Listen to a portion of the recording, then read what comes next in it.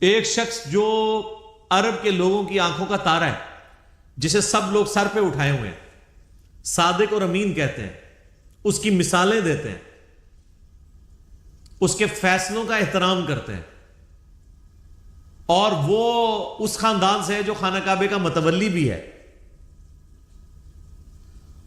انہوں نے زیادہ سے زیادہ کیا سوچا ہوگا میرے ساتھ کیا کر لیں گے؟ زیادہ مسجد میں آنے میں پابندی لگا دیں گے نا، شہر بدر کر دینا، قتل کے فتوے جاری کر دینا. یہ تو نبی علیہ السلام نے سوچا بھی نہیں تھا کبھی.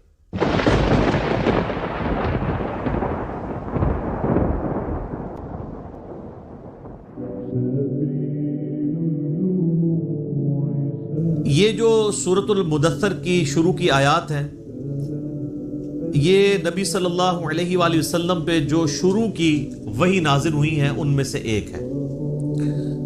صحیح بخاری اور صحیح مسلم دونوں میں یہ حدیث موجود ہے کہ نبی صلی اللہ علیہ وآلہ وسلم پہ سب سے پہلی وحی نازل ہوئی تھی، اقرأ بسم ربک الذی خلق خلق الانسان من علق، سورۃ العلق کی ابتدائی 5 آیات.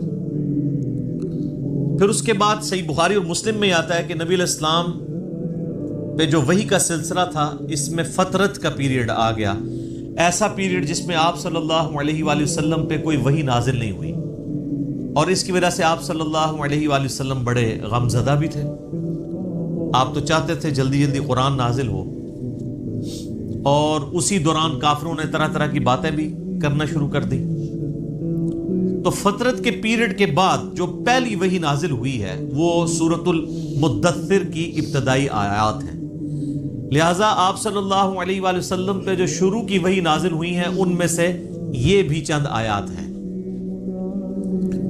بخاری اور مسلم میں اس کی ڈیٹیل آتی ہے کہ آپ صلی اللہ علیہ وآلہ وسلم فرماتے ہیں کہ جو غار حرا میں مجھ سے ایک فرشتے کی ملاقات ہوئی، جو پوری ڈیٹیل بخاری مسلم میں آئی ہے کہ انہوں نے حضرت جبرائیل علیہ السلام انسانی شکل میں سامنے آئے اور ان کا اقرا پڑھیے، تو آپ صلی اللہ علیہ وآلہ وسلم نے کہا کہ میں پڑھا ہوا نہیں ہوں. 3 دفعہ یہ عمل رپیٹ ہوا، اور پھر جبرائیل نے آپ صلی اللہ علیہ وآلہ وسلم کو اپنے ساتھ سینے کے ساتھ لگایا اور پھر پڑھایا، تو آپ صلی اللہ علیہ وآلہ وسلم نے یہ آیات پڑھی. بخاری اور مسلم میں یہ حدیث ملتی ہے کہ آپ علیہ السلام فرماتے ہیں کہ غار حرا میں جو مجھ پہ فرشتہ نازل ہوا تھا، پھر کچھ عرصہ کے لیے وہ مجھ پر نازل نہیں ہوا، اللہ کی آیات لے کر نہیں آیا. تو ایک دن اچانک میں نے یہ آبزرو کیا کہ مجھے کوئی شخص پکار رہا ہے. تو جب میں نے نگاہ اٹھا کر اوپر دیکھا تو پورے افق کے اوپر وہی فرشتہ چھایا ہوا تھا. اب ظاہر ہے کہ نبی علیہ السلام کے اوپر ایک دہشت طاری ہوگی. ایک انسان کے لیے تو یہ بڑا عجیب و غریب منظر ہے نا، کہ جہاں تک آپ کو منظر نظر آ رہا ہے کہ بندہ آپ کو اوپر نظر آ رہا ہے اور وہ آپ کو پکار رہا ہے. تو آپ علیہ السلام، بخاری مسلم کے الفاظ ہیں کہ دہشت کے مارے گر پڑے، اور پھر آپ صلی اللہ علیہ وآلہ وسلم واپس آئے اپنے گھر اور سیدہ خدیجہ سے کہا کہ مجھے کمبل اڑا دو. ایک تو وہ والا واقعہ بخاری مسلم میں جو سورۃ العلق کی شروع آیات میں ہوا تھا، اس میں بھی یہی الفاظ ہیں، جس میں پھر سیدہ خدیجہ کہتی ہیں کہ آپ اپنے رشتہ داروں کے ساتھ صلہ رحمی کرتے ہیں، آپ مہمان نوازی کرتے ہیں، آپ غریبوں کا بوجھ اٹھاتے ہیں، آپ لوگوں کا بڑا خیال رکھتے ہیں، اللہ تعالیٰ آپ کو تنہا نہیں چھوڑے گا. اس حدیث میں یہ الفاظ ہیں کہ جب یہ کمبل اڑایا گیا تو پھر اللہ تعالیٰ کی طرف سے اس فرشتے نے ندا دی اور یہ آیات پڑھی، یا ایھا المدثر قم فانذر وربک فکبر وثیابک فطہر. بسم اللہ الرحمن الرحیم. یا ایھا المدثر، اے چادر میں، اے کمبل میں لپٹنے والے، قم فانذر، اٹھ کھڑے ہو جائیے اور ڈر سنائیے. انذار تمام نبیوں کی دعوت کا مرکزی پوائنٹ ہوتا ہے. تبشیر بھی ہے لیکن وہ دوسرے نمبر پہ ہے، اس کے لیے جو دعوت قبول کر لے. جو مرکزی ٹاپک ہوتا ہے وہ انذار ہوتا ہے. انذار کہتے ہیں ڈر سنانا، کہ تم خود سے پیدا نہیں ہوئے، تمہیں اللہ تبارک و تعالیٰ نے پیدا فرمایا ہے، اور اس اللہ نے مرنے کے بعد تم سے تمہارے اعمال کا حساب لینا ہے. تم جواب دہ ہو اپنے رب کو. قیامت کے دن اللہ کے حضور تمہاری پیشی ہے. اس کے لیے جو ٹرم بولی جاتی ہے شریعت میں، اس کو کہتے ہیں انذار. ذال انذار، ڈر سنانا۔ قرآن حکیم یعنی انذار کا لفظ تو قرآن کا پورا تانا بانا ہی اس کے گرد گزرتا ہے۔ وَأُوحِيَ إِلَيَّ هَذَا الْقُرْآنُ لِأُنذِرَكُمْ بِهِ وَمَنْ بَلَغَ، سورۃ الانعام آیت نمبر 19۔ اے نبی علیہ السلام فرما دیجئے کہ قرآن مجھے اس لیے وحی کیا گیا، اس قرآن کے ذریعے میں تمہیں بھی ڈر سناؤں اور جس تک یہ دعوت پہنچے۔ تو یہاں پہ بھی ڈر سنانے کے لیے کہا جا رہا ہے کہ آپ دعوت و تبلیغ کا کام یعنی قیام النہار والا کام اعلانیہ شروع کر دیجئے۔ وَرَبَّكَ فَكَبِّرْ، اور اپنے رب کی بڑائی بیان کیجیے، یعنی بڑائی ایسی کہ جیسا حق ہے۔ ایک بڑائی تو اپنی زبان سے بیان کرنا ہے نا، وہ تو آپ دیکھ لیں ہماری اسلام کی جو عبادات سینٹرڈ اراؤنڈ جس کلمے کے ہیں نا وہ اللہ اکبر ہے۔ آپ جانور بھی ذبح کرتے تو کیا پڑھتے؟ بسم اللہ واللہ اکبر۔ صحیح مسلم میں تکبیرات موجود ہیں۔ پھر آپ عید کی جو تکبیرات ہیں جو صحابہ کرام سے نقل ہوئی ہیں، تابعین سے، المصنف ابن ابی شیبہ میں، اللہ اکبر لا الہ الا اللہ واللہ اکبر وللہ الحمد۔ پھر یہ بھی آئی ہیں اللہ اکبر کبیرہ والحمد للہ کثیرہ وسبحان اللہ بکرۃ واصیلہ۔ پھر سر جو آپ 5 وقت نماز پڑھتے ہیں، 17 فرض رکھتے پڑھتے ہیں، ہر رکعت میں جو انتقال ہے ایک رکن سے دوسرے رکن میں وہ تکبیر کے ساتھ ہے، سوائے رکوع سے اٹھتے وقت سمیع اللہ لمن حمدہ، باقی سب تکبیرات ہیں۔ 4 رکعت کی نماز کے اندر 22 تکبیرات آتی ہیں، 6 تکبیریں پہلی رکعت میں، 6 ہی تیسری میں، اور 5 تکبیرات دوسری رکعت میں اور 5 ہی چوتھی میں، یعنی ایون رکعتیں جو ہیں ان میں اللہ اکبر آتا ہے 5 دفعہ، اور جو آڈ رکھتے ہیں تاک رکھتے ہیں ان میں اللہ اکبر آتا ہے 6 دفعہ۔ 22 تکبیرات۔ تو آپ ذرا یہ دیکھ لیں پھر باقی نمازوں کی ساری پھر سنتیں ملائیں تو سب اللہ اکبر ہی ہے۔ تو یہ تو کلمات ہیں کہ آپ نے اللہ کی بڑائی بیان کرنی ہے، بڑائی اللہ کے لیے ہے۔ ویسے ہم لفظی ترجمہ کر دیتے ہیں اللہ اکبر، اللہ سب سے بڑا ہے، یہ سمجھانے کے لیے ہوتا ہے۔ اصل اس کی جو اپروپریٹ ٹرانسلیشن اردو میں بنے گی وہ یہ ہے کہ تمام بڑائیاں، تمام بزرگیاں اللہ کے لیے۔ عموماً ہم جب اردو میں بڑائی کا لفظ بولتے ہیں نا کہ کوئی بڑا ہے تو اس سے پھر ہمیں وہ ذرا سائز ذہن میں آنا شروع ہو جاتا ہے۔ اللہ تعالیٰ کے لیے تو اس طرح کی تمثیل نہیں ہے نا، لیس کمثلہ شیء وہو السمیع البصیر، اللہ کی مثل کوئی شے نہیں ہے، وہ سننے والا ہے، دیکھنے والا ہے۔ بڑائیاں، تمام طرح کی خوبیاں، بڑائیاں، بڑے سے بڑے آنر کا جو لفظ ہے، کوئی صفت ہے، وہ اللہ کے لیے خاص ہے۔ اسی کے تحت ہم یہ سمجھتے ہیں کہ اللہ تعالیٰ کو اگر کوئی شخص خدا کہہ کر یا گاڈ کہہ کر پکار لے تو یہ جائز ہے، کیونکہ کیپٹل جی سے جو گاڈ لکھا جاتا ہے انگلش میں، یہ اسی خدا کے لیے لکھا جاتا ہے جس کو سب مانتے ہیں۔ فارسی میں خدا کا لفظ اللہ کے لیے بولا جاتا ہے، لہٰذا یہ جو اہل حدیث نے ایک فتنہ کھڑا کیا ہوا ہے اسماء و صفات کا، اور وہ یہ کہتے ہیں یہ خدا کا لفظ بولنا یا گاڈ کا لفظ بولنا یا اللہ کے لیے کوئی بھگوان کا لفظ بول لے تو یہ کوئی اسماء و صفات کا مسئلہ بن جائے گا، یہ کوئی شرکیہ مسئلہ ہو جائے گا۔ تو یہ ان کے یعنی ایک ذہن کی آپ سمجھ لیں کمزوری ہے، ایسا نہیں ہے۔ قرآن عربی میں نازل ہوا ہے، قرآن سے پہلے جتنی کتابیں الہامی ہیں وہ تو دوسری زبانوں میں نازل ہوئی ہیں۔ وَإِن مِّنْ أُمَّةٍ إِلَّا خَلَا فِيهَا نَذِيرٌ، اللہ تعالیٰ فرماتا ہے کوئی ایسی امت نہیں گزری جس میں ہم نے کوئی نہ کوئی ڈر سنانے والا نہ بھیجا ہو۔ تو ایک تکبیر تو ہے کہ آپ نے الفاظ بولنے ہیں، اور ایک تکبیر جو مشکل تکبیر ہے وہ دعوت و تبلیغ کا کام ہے کہ اللہ کی بڑائی بیان کرو جس طرح کے بیان کرنے کا حق ہے۔ دنیا پہ اللہ کی بڑائی قائم کر کے دکھائی ہے اللہ کے محبوب صلی اللہ علیہ وآلہ وسلم نے، یعنی وہ هو الذی ارسل رسولہ بالہدی ودین الحق لیظہرہ علی الدین کلہ ولو کرہ الکافرون ولو کرہ المشرکون۔ وہی اللہ ہے جس نے الہدا یعنی قرآن اور دین حق کے ساتھ اپنے پیغمبر کو مبعوث کیا تاکہ اسے تمام ادیان پر غالب کر دے، خواہ کافر اس کا برا مان جائے۔ مسند احمد میں حدیث ہے، نبی علیہ السلام فرمایا قیامت اس وقت تک قائم نہیں ہوگی جب تک کہ دنیا کے ہر گھر میں میرا پیغام نہ پہنچ جائے اور لوگ چاہتے ہوئے یا نہ چاہتے ہوئے اس دعوت کو قبول کر لیں۔ اچھا، یہ بات صحابہ کرام کو تو شاید سمجھ نہ آئی ہو کہ یہ کیسے پاسبل ہے کہ دنیا کے ہر گھر میں اتنا بڑا ڈیٹا کون رکھ سکتا ہے. لیکن سر آج یوٹیوب حفظہ اللہ، گوگل دامت برکاتوں عالیہ، اسلام کے بارے میں کوئی اسٹڈی کرنا چاہے تو اس تک نہیں بات پہنچ سکتی. پہنچ کی ہوئی ایک واقعہ ہوتا ہے پوری دنیا کے اندر وہ واقعہ پہنچ جاتا ہے. تو یہ ایک میڈیا کی برکت سے یہ ساری چیزیں، اور پھر جب یہ یعنی ایک مزید آگے معاملہ بڑھے گا تو پھر تو دعوت الحمدللہ گھر گھر تک پہنچے گی. تو اس رب کی بڑائی بیان کرو، ایک تو بولنے کے اعتبار سے، باقی پریکٹیکلی بھی اس کے لیے آپ اللہ تعالیٰ کے گواہ بن کر کھڑے ہو جائیں اور انسانیت کے اوپر حجت تمام کریں.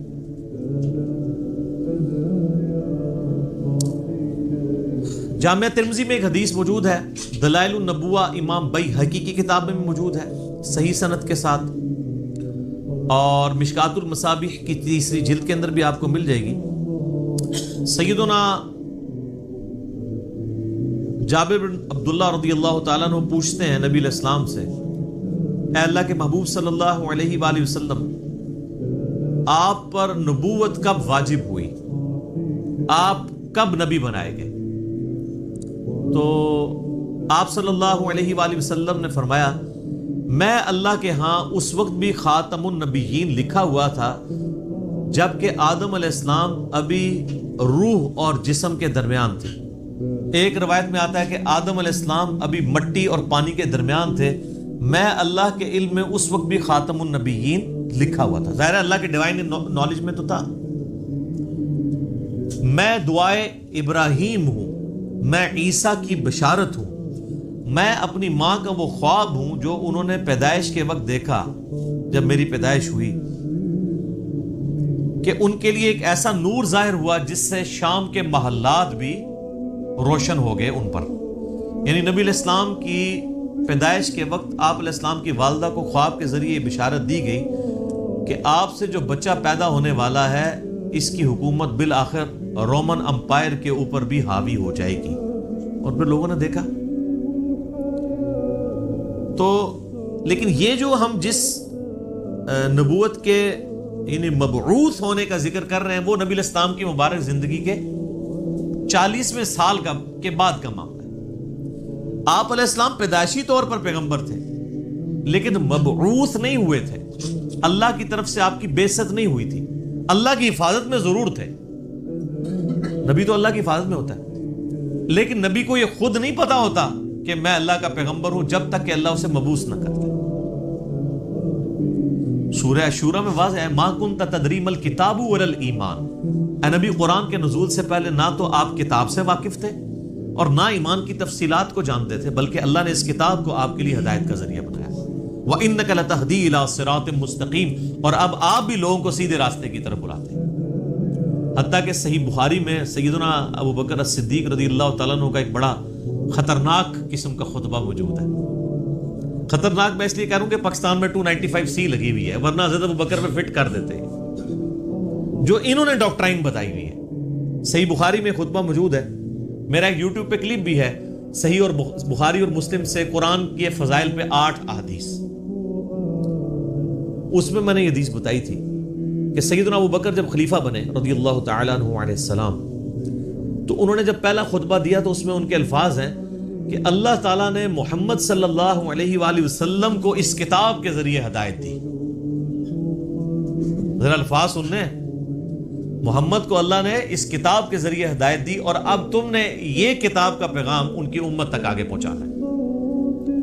شکر ہے ادھر کوئی کھڑا نہیں ہو گیا کہ یار امیر المومنین یہ آپ کیا کہہ رہے ہیں. نبی علیہ السلام پہلے گمراہ تھے، نعوذ باللہ. گمراہ نہیں تھے، لیکن آپ کی ہدایت ڈیٹم لیول کی تھی، بنیادی تفصیلات نہیں تھی اس میں. قرآن میں وَوَجَدَكَ ضَالًّا فَهَدَىٰ، اے نبی آپ کو ہم نے اپنی محبت میں حق کی تلاش میں خود رفتہ پایا تو منزل مقصود تک پہنچاتی ہے. یہ گمراہی والا ترجمہ تو غلط کیا ہے، اس کے اوپر جو بریلوی گرفت کرتے ہیں نا اہل حدیث اور دیوبند کی، وہ ٹھیک کرتے ہیں. ضال کا مطلب نبی علیہ السلام کے لیے گمراہی نہیں ہوگا. ضال کا ایک مطلب کسی کی محبت میں ڈوبنا بھی ہوتا ہے، جیسا کہ یوسف علیہ السلام کے بھائیوں نے اپنے والد کے بارے میں کیا کہا تھا؟ ان ابانا لفی ضلال مبین، ہمارے ابا جان تو اس بیٹے کی محبت میں ڈوب چکے ہیں. وہ یہ تو نہیں کہہ رہے تھے ہمارا ابا گمراہ ہو گیا ہے، وہ یہ کہہ رہے تھے کہ یہ اس ایک بیٹے کی محبت میں ڈوبا ہوا ہے، ہمیں بھی ذرا توجہ دے. تو یہ ووجدہ کا ضالن فہدا، اس کا ترجمہ جو ہے وہ احمد بریلوی صاحب نے ٹھیک کیا ہے کہ تمہیں اپنی محبت میں خود رفتہ پایا تو منزل مقصود تک پہنچا دیا. تو قرآن کے ذریعے اللہ تعالیٰ نے آپ علیہ السلام کی ہدایت کو کامل کیا. تو نبی پیدائشی طور پہ نبی ہوتا ہے لیکن اسے پتہ نہیں ہوتا جب تک مبعوث نہ ہو جائے. ورنہ تو بخاری مسلم میں جو حدیث آتی ہے کہ نبی علیہ السلام کو جب پہلی دفعہ فرشتہ نظر آیا تو آپ کی حالت جو ہوئی ہے، مطلب آپ تو خوش ہو جاتے کہ میں 40 سال سے انتظار کر رہا تھا، شکر ہے تو آ گیا. الٹا آپ علیہ السلام پریشان ہو گئے.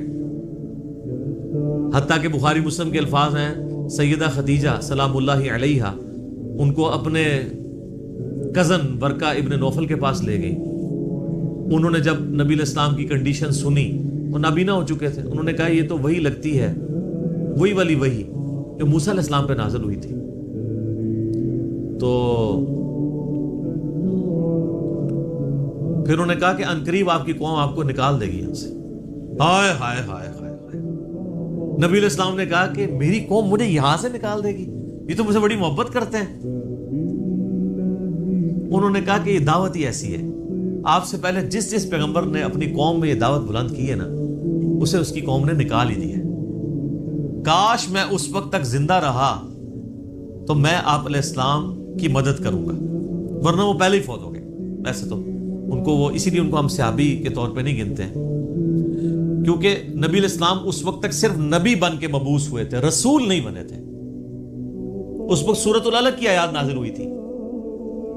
رسول تب بنے جب یہ آیات نازل ہوئی ہیں کہ اب آپ کھڑے ہوں اور لوگوں کو دعوت و تبلیغ کا کام کریں. پہلے صرف یہ تھا کہ آپ کے اوپر وہ حقیقتیں آشکار ہوئی تھی، اور 40ویں سال یہ معاملات شروع ہو گئے تھے.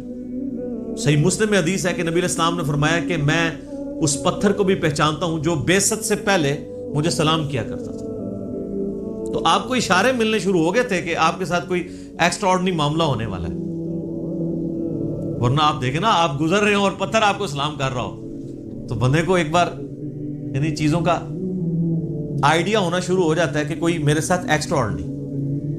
اور پھر آپ دیکھ لیں کہ آپ علیہ السلام پہ جب یہ سارے معاملات ہوئے نا تو اللہ نے آپ کا دل کیسا مضبوط کیا ہے کہ ایک لمحے کے لیے بھی آپ کو یہ خیال نہیں آیا کہ میں کسی غلط راستے پہ چل رہا ہوں. ایکسپیرینس واقعی پہلا تھا، اس کی وجہ سے آپ پریشان ضرور ہوئے لیکن آپ کا کانفیڈنس کبھی لوز نہیں ہوا کہ یہ کیا ہو رہا ہے. ایسا نہیں کبھی ہوا. وہ اللہ نے دل مضبوط کیا. اور یہ پیغمبر کے ساتھ غیبی تائید ہوتی ہے اللہ کی. بعض اوقات پیغمبر جو ہیں وہ بچپنے میں ہی بولنا شروع کر دیتے ہیں. سورہ مریم میں آتا ہے، سورہ آل عمران کے اندر آتا ہے کہ حضرت عیسیٰ علیہ السلام جو ہیں وہ ماں کی گود میں بھی کلام کر رہے ہیں.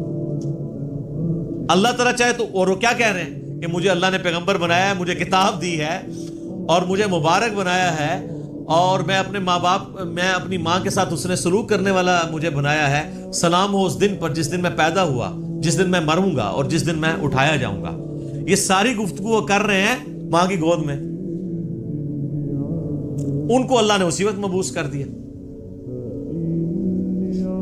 اکثر انبیاء کو اللہ تعالیٰ نے 40 سال کی عمر میں مبعوث کیا، کیونکہ 40 سال کی عمر جو ہے نا یہ میچورٹی کی عمر ہے. حضرت موسیٰ علیہ السلام کو بھی 40 سال کی عمر میں مبعوث کیا. اس کے بعد انسان یعنی دنیا کے سارے حقائق دیکھ چکا ہوتا ہے، اتنے ایکسپیرینس اس کو آ چکے ہوتے ہیں کہ وہ اب ایک بڑے لیول کی دعوت کو لانچ کر سکتے ہیں. اور جو لوگ ذرا اس سے پہلے شروع ہو جاتے ہیں دعوت کے حوالے سے تو وہ اللہ تعالیٰ کی طرف سے کوئی ایکسٹراڈنری کسی کے ساتھ معاملہ ہو سکتا ہے، جس طرح حضرت عیسیٰ علیہ السلام تھے. اور جب انہوں نے یہودیوں کو ایڈریس کرنا شروع کیا ہے اس وقت ہارڈلی آپ کی عمر 25 سال تھی حضرت عیسیٰ علیہ السلام کی، جب یروشلم میں جا کے انہوں نے یہودی پادریوں کو للکارنا شروع کیا. بڑے بڑے بزرگوں کی گستاخیاں جب حضرت عیسیٰ نے شروع کی ہیں اس وقت ان کی عمر صرف 25 سال تھی. وہ تو ہی کہتے تھے نا گستاخی ہو رہی ہے ہمارے ساتھ، تو گستاخی سمجھتے تھے کیونکہ حضرت عیسیٰ علیہ السلام ان کو کرٹیسائز کرتے تھے. میٹھی میٹھی باتیں نہیں کرتے تھے. میٹھی میٹھی باتیں کرتے تو وہ ہاتھ ڈالتے. وہ کہتے تھے تم یہ کہتے ہو اور کتاب میں یہ لکھا ہوا ہے, تم خود یہ کرتے ہو. تو انہوں نے کہا پکڑ لو اس کو. قتل کے درپے ہو گئے. وہ تو اللہ تعالیٰ نے ان کو زندہ اٹھا لیا, ورنہ وہ تو قتل کر ہی دیتے حضرت عیسیٰ علیہ السلام کو. تو اس میں میں ایک بڑا تلخ جملہ بولتا ہوں کہ حضرت عیسیٰ علیہ السلام جو یہودیوں نسل تھے, یہودیوں نے اپنے علماء کے زیر اثر ان کے قتل کے اوپر آمادگی ظاہر کر دی.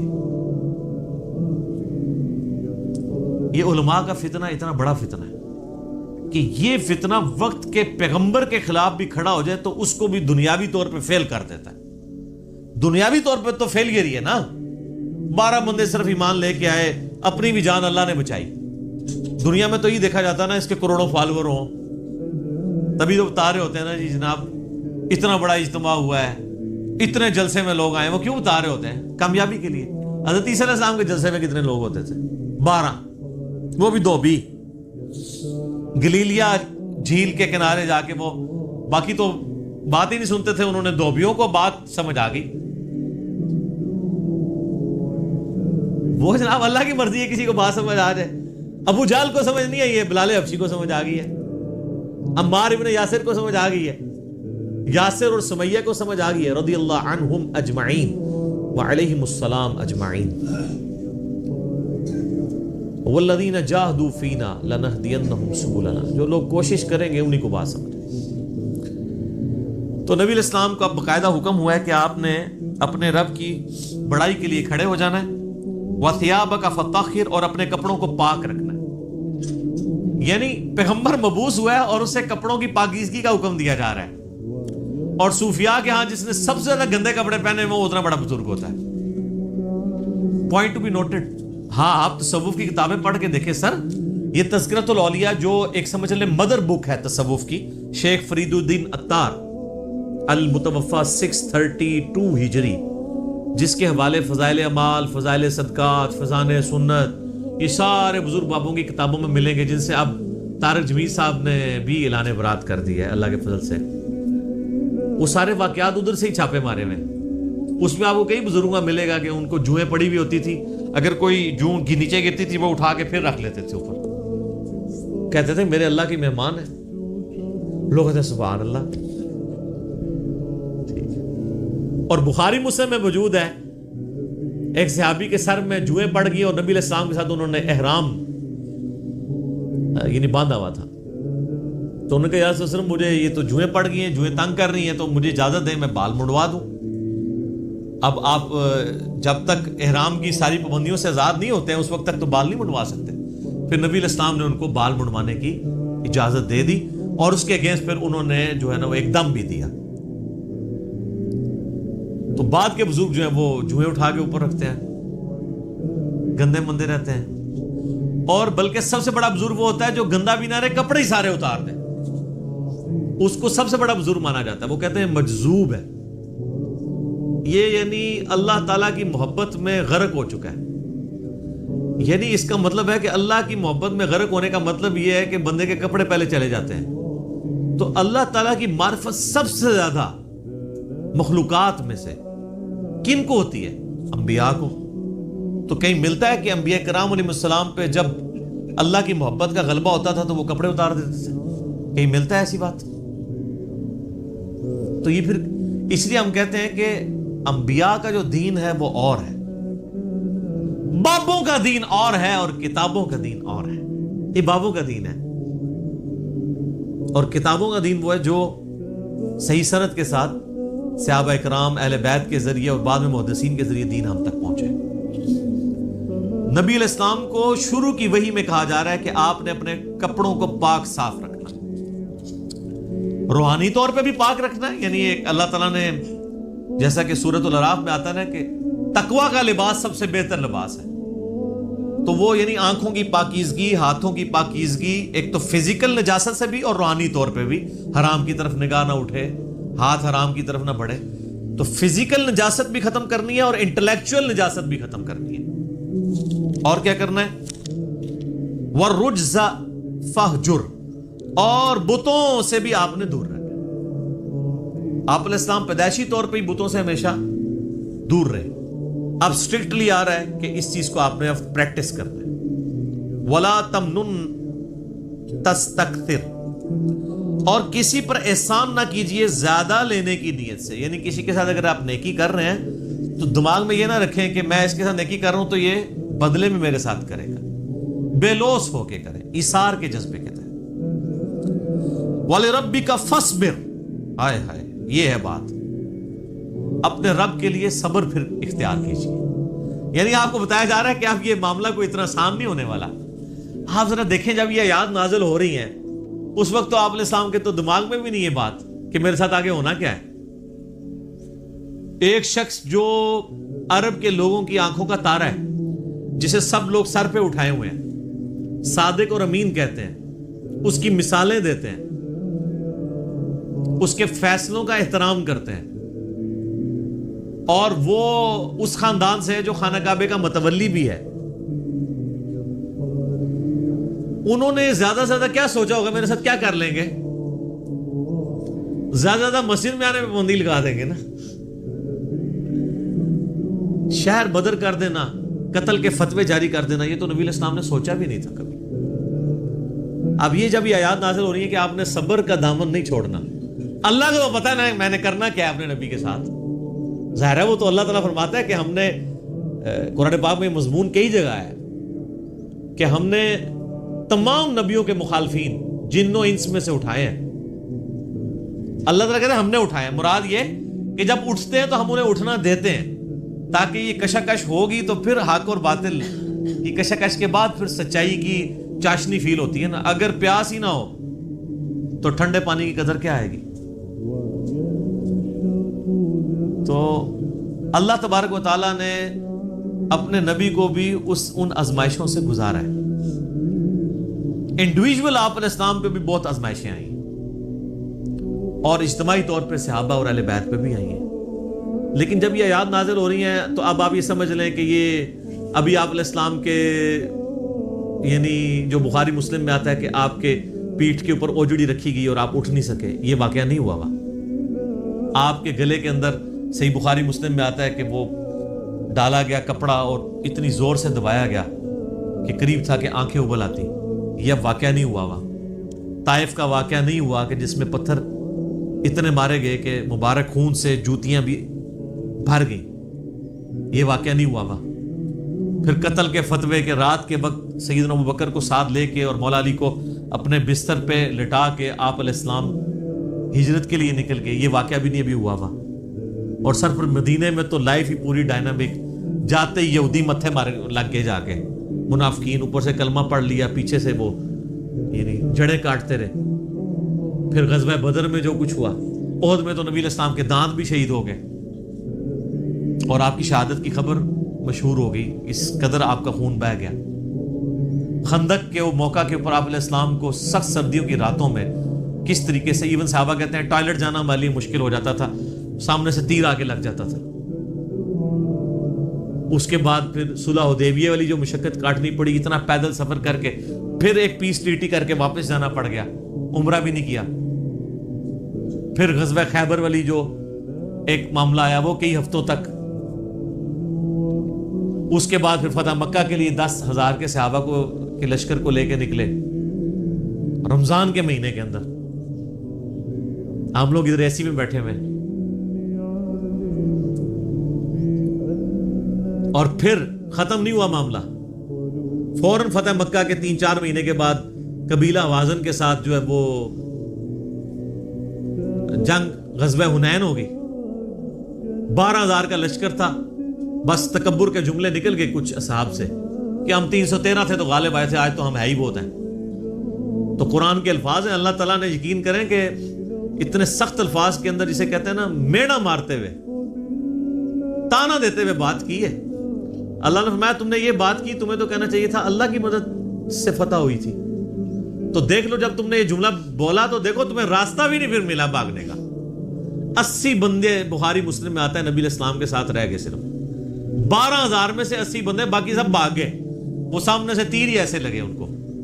وہ تیر کے بڑے ایکسپرٹ تھے قبیلہ حوازن کے لوگ. اور پھر پیرلل میں جناب وہ رومن امپائر نے نبی علیہ السلام کا سفیر قتل کر دیا. آپ نے غزوہ موتا کے لیے جو ہے وہ وہاں بھی مہم روانہ کر دی زید ابن حارثہ کی سرکردگی میں. اتنے معاذوں کے اوپر پیرلل میں. اور پھر اس کے بعد غزوہ موتا کے بعد پھر وہ غزوہ تبوک کے لیے آپ علیہ السلام خود، جسے وہ جیش العسرہ کہا جاتا ہے، تنگی والا جو مارکا. تو اور آخری وقت بھی آپ کیا فرما رہے ہیں؟ آخری جو آپ آگے خطبہ دے رہے ہیں بخاری مسلم میں، وہ لشکر اسامہ بھیج رہے ہیں. اتنی مشکل لائف شروع سے لے کے اینڈ تک. اور یہ تو باہر کی لائف ہے، جو اندر آپ کو تکلیفیں اٹھانی پڑ رہی ہیں. بیویاں کہہ رہی ہیں کہ جی اس طرح ہمارا گزارا نہیں ہوگا، پھر قرآن نازل ہو رہا ہے کہ نہیں اسی طرح گزارا کرو. تو کئی معاذوں کے اوپر. اب یہ سارے معاذ اگر آپ کے ذہن میں ہو نا، تو پھر آپ یہ آیت پڑھیں والی ربی کا فصبر. اے نبی علیہ السلام، آپ نے اللہ کے لیے صبر کرنا ہے. ابھی تو بڑے بڑے مراحل آنے ہیں. فَإِذَا نُقِرَ فِي النَّاقُورِ، اور پھر جب سور پھونکا جائے گا. فَذَلِكَ يَوْمَئِذٍ يَوْمٌ عَسِيرٌ، تو وہ دن بڑا سخت ہوگا. عَلَى الْكَافِرِينَ غَيْرُ يَسِيرٌ، کافروں پر آسان نہیں ہوگا. ذَرْنِي وَمَنْ خَلَقْتُ وَحِيدًا،